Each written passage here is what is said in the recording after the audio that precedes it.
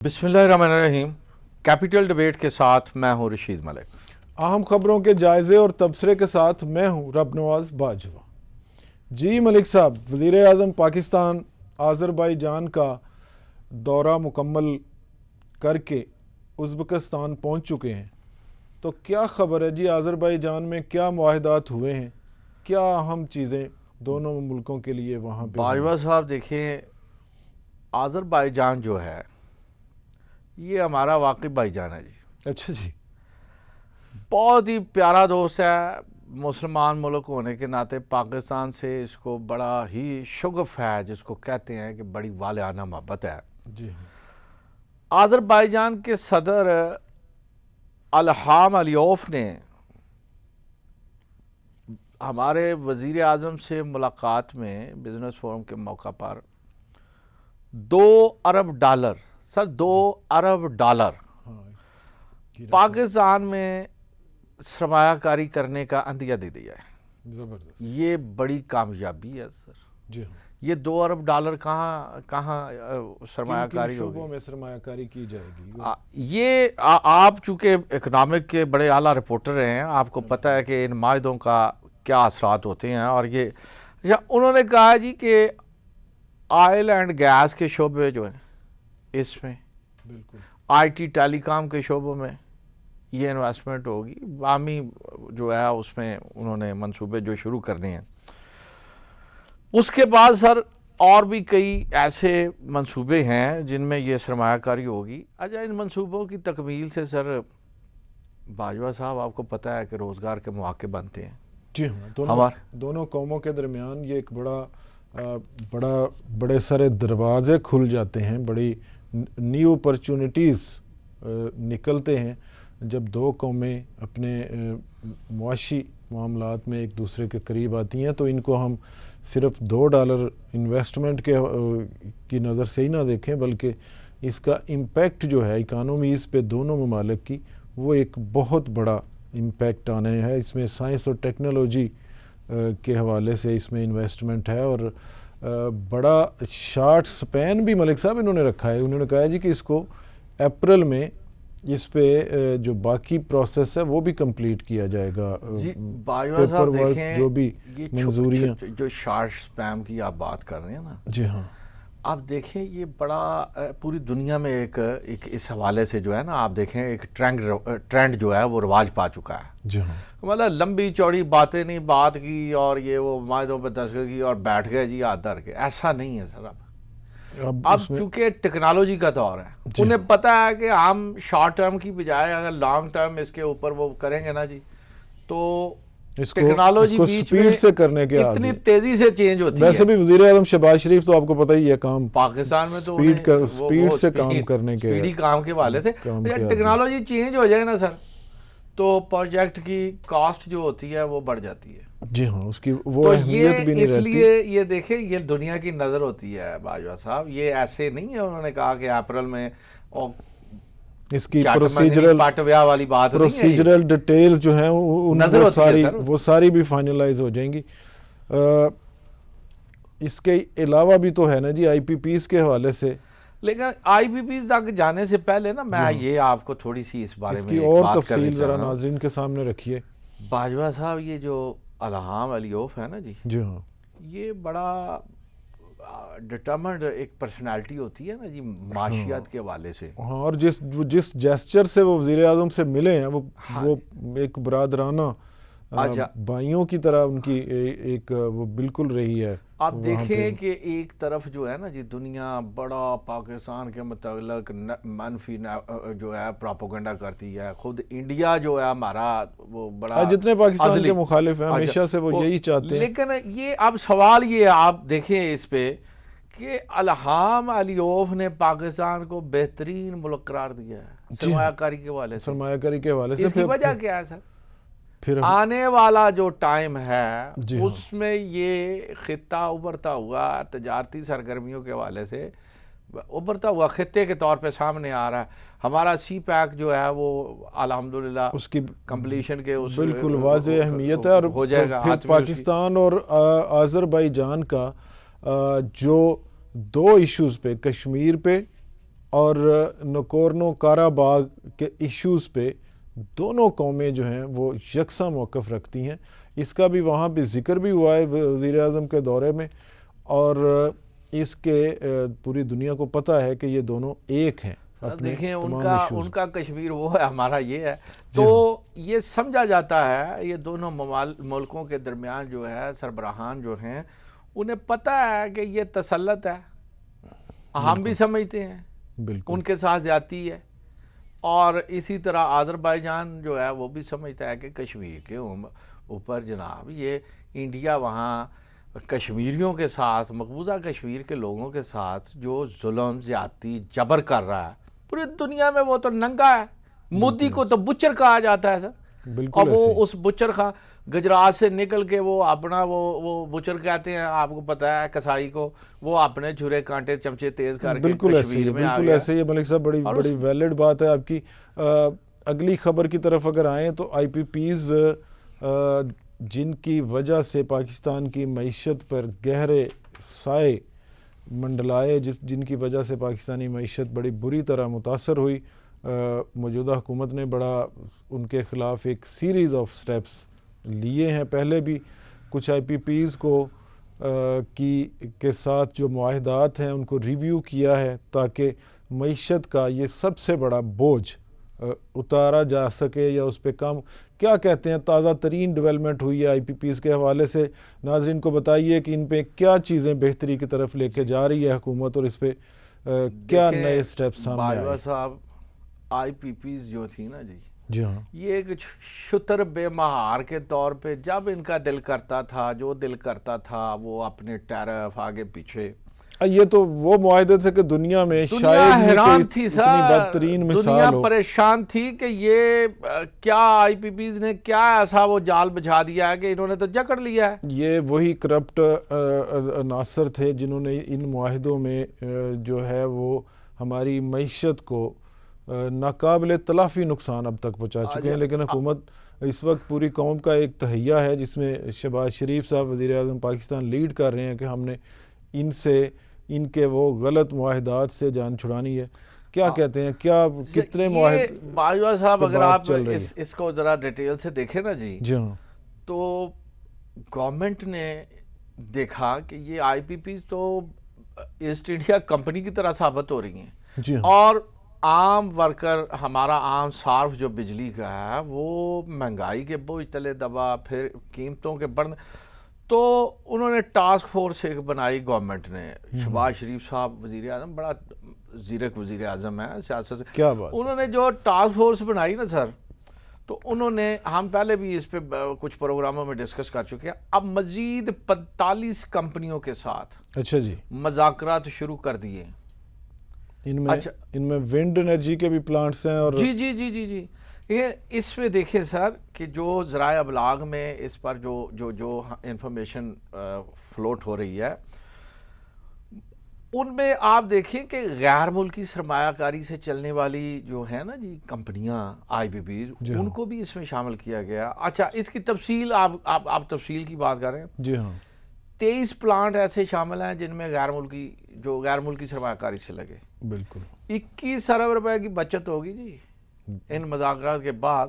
اچھا, جن کمپنیوں سے مذاکرات ہو رہے ہیں نا سر 45, ان میں 36 ونڈ کے پروجیکٹ ہیں, ونڈ پاور پلانٹ ہیں, ہوا سے چلنے والے, ہوا سے, یعنی اس کو ہم کہتے ہیں پون بجلی گھر. اچھا جی, ہاں جی, پون. اچھا جی, تو اس کے بعد 9 سولر پلانٹس ہیں. اچھا جی, سولر شمسی توانائی کے جو سورج سے ہم, بالکل, تو ان سے مذاکرات کا آغاز جو ہوا ہے نا جی, یہ بڑا خوش ہے. اچھا, جو پیسے بچیں گے وہ ڈسٹریبیوٹ ہوں گے, اس میں بجلی کے نرخ کم ہوں گے, ہم پہلے بھی کہہ چکے ہیں, اور یہ اس میں مزید پیش رفت ہے. کہا جاتا ہے کہ کوئی 20 پیسے پر یونٹ تک کا امپیکٹ آ سکتا ہے ہماری. ان مذاکرات میں ٹاسک فورس نے جو اور اچھا اور ایک اعلیٰ کام کیا ہے نا سر, جی ہاں, وہ یہ ہے کہ انہوں نے مذاکرات کا حصہ بنایا اس چیز کو. آپ پوچھیں کہ وہ چیز کیا ہے, میں بتاتا ہوں کہ جناب انہوں نے کہا کہ جو ان کو منافع ہے نا جی کمپنیوں کا, وہ ڈالر میں نہیں دیں گے ہم.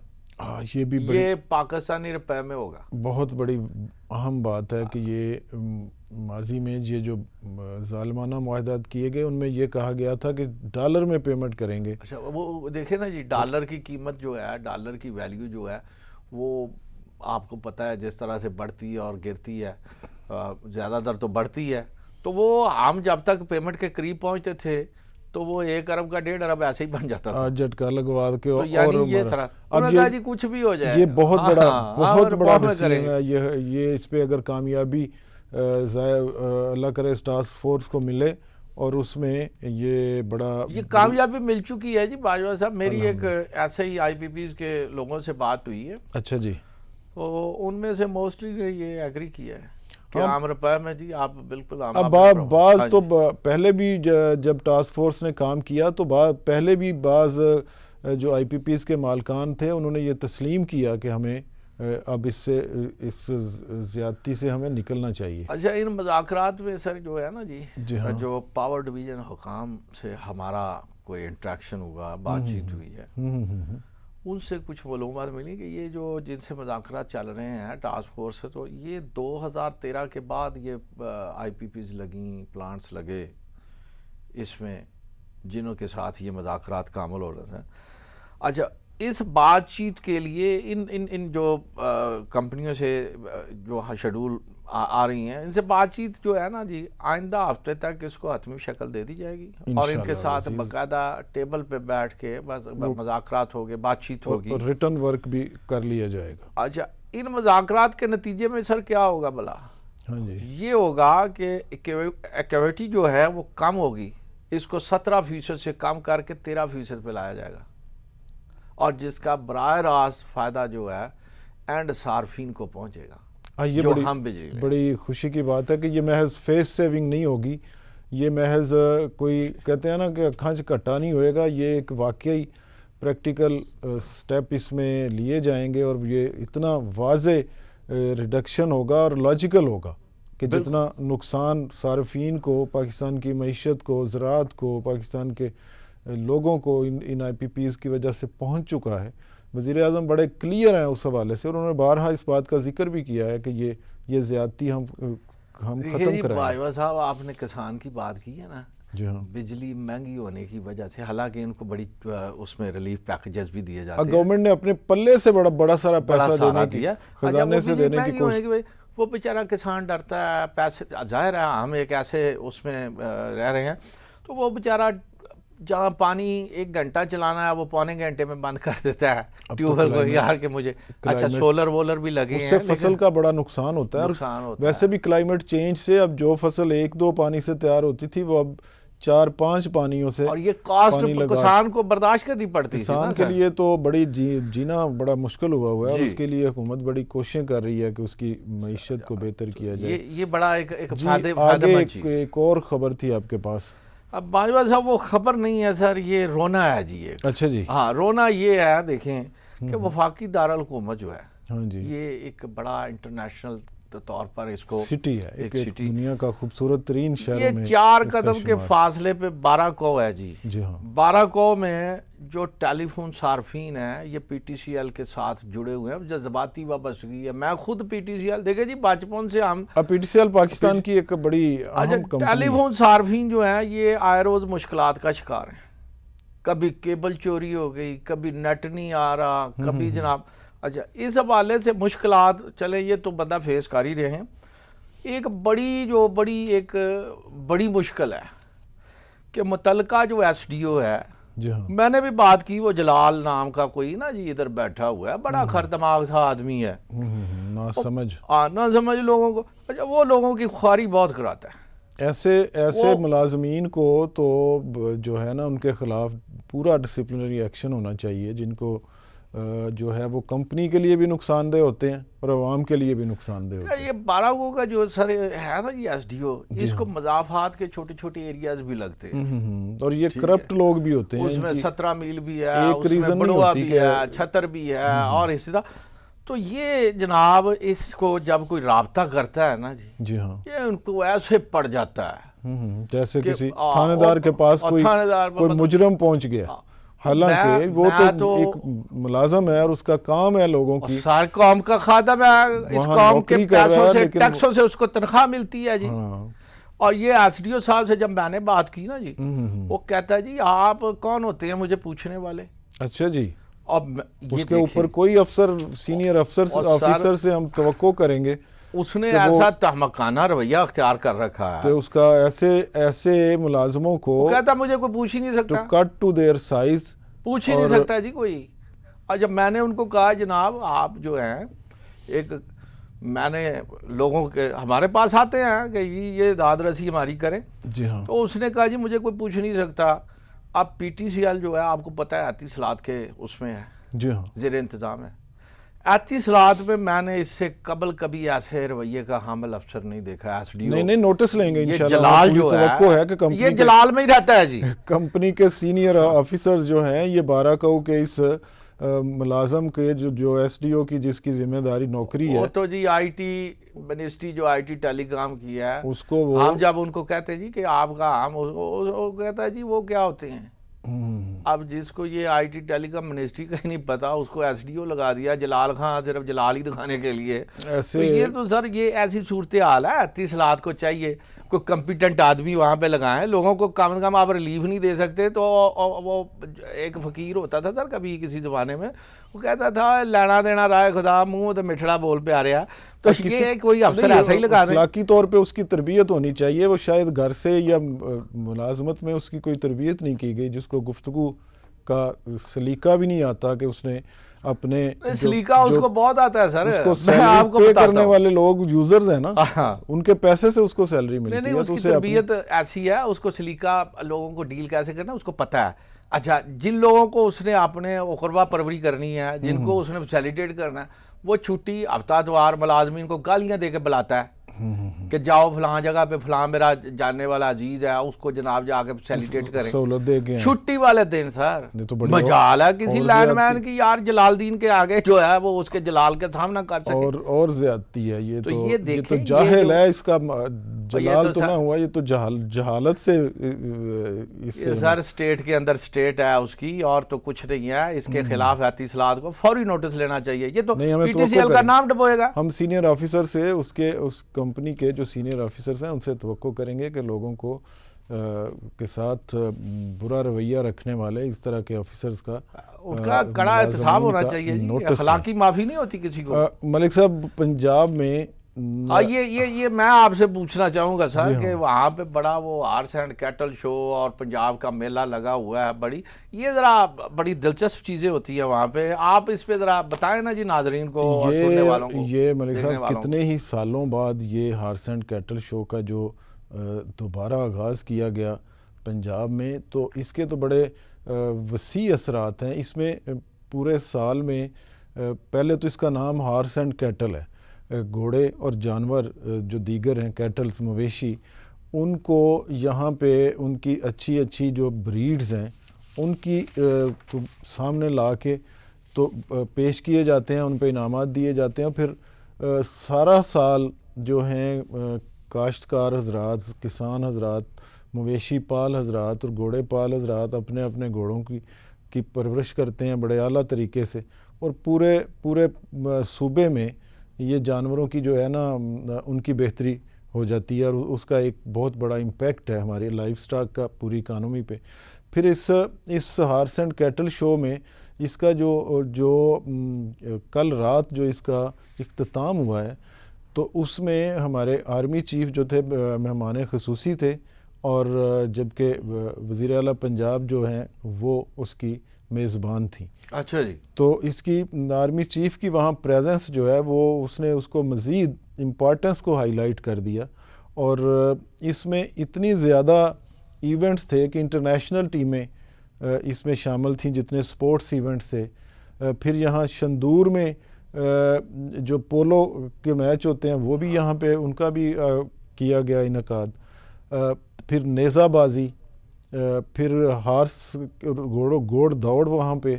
گھوڑے دوڑانے کا تو مزہ ہی اپنا ہے. مزہ ہی کیا وہ اس کی. اور پھر وہ وہاں پہ جو لائٹنگ کی گئی اس کی جو آتش بازی کے ساتھ اس کا جو وہاں پہ کی گئی، یہ بالکل ایک پبلک ایک ایونٹ تھا یہ. یہاں تو آرمی چیف صاحب وہاں گئے, لوگوں میں گھل مل گئے, اور وہ تو لوگوں کے ساتھ وہاں پہ ان کی پریزنس کی ایک ملٹی پرپز اہمیت ہے اس کی.